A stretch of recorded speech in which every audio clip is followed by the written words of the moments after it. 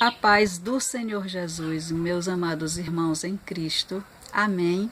Eu sou Rosimar Lima, que traz a porção bíblica, e hoje eu quero te levar lá no Antigo Testamento, no capítulo 40 de Isaías, né?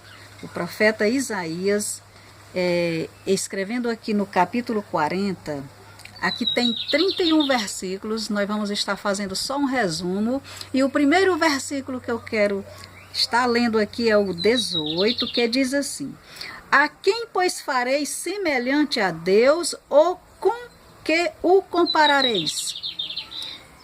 Então, o tema da nossa mensagem de hoje é o incomparável Deus. Amém? No versículo 25, nós vemos aqui o próprio Deus dizendo: a quem, pois, me farei semelhante, para que ele seja semelhante, diz o santo. Aí no versículo 26 ele diz assim: levantai ao alto os vossos olhos, né? Quer dizer, levantar ao alto, né? Para a natureza, né? Levantai ao alto os vossos olhos. Aí ele diz assim: e vede quem criou estas coisas, quem produz por conta o seu exército, quem a todas chama pelos seus nomes, por causa da grandeza das forças e pela fortaleza do seu poder, nenhuma faltará. Então Deus, ele espalhou as estrelas e ele chama cada uma delas pelo seu nome e nenhuma faltará. Amém, meus irmãos? E no versículo 12 desse mesmo capítulo, ele diz assim: quem mediu com o seu punho as águas, e tomou a medida dos céus aos palmos, e recolheu numa medida o pó da terra, e pesou os montes e os outeiros em balança. Então, só nesse versículo 12 aqui, somente em um versículo, nós vemos o quê? Que Deus, ele mediu as águas com a concha da mão, ele mediu o céu a palmos, né, com o palmo da sua mão, e ele pesou as areias que existem nas praias, que existem nos montes, que existem nos desertos, ele pesou em uma balança. Então, nesse texto, meus irmãos, nós vemos quão grande é o nosso Deus. Esse Deus que criou o céu e a terra, a humanidade, tudo que existe, né? Céus e terra foram criados por esse Deus que tem todo o poder no céu e na terra. E aí no versículo de número 22 diz assim: ele é o que está assentado sobre o globo da terra, cujos moradores são para ele como gafanhotos. Então aqui diz que Deus, ele está assentado no globo da terra, né? Então Deus, ele tem o comando de todas as coisas. E no dia de hoje eu quero te fazer uma pergunta: se você está preocupado com a crise que está no nosso país, se a crise do nosso país está tirando o teu sono, né, está te perturbando. Se você ler esse texto do versículo 12 ao 31, você vai ver quão grande é esse Deus, a soberania de Deus. Tem um lugar que diz assim, que as nações são para Deus como uma gota de água que cai de um balde.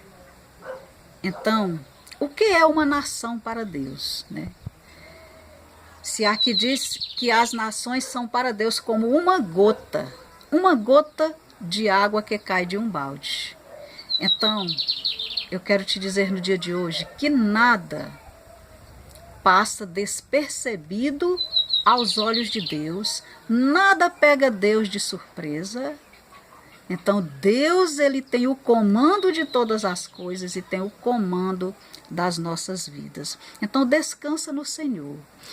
E eu quero ler os últimos versículos desse capítulo, que são versículos do 29 ao 31.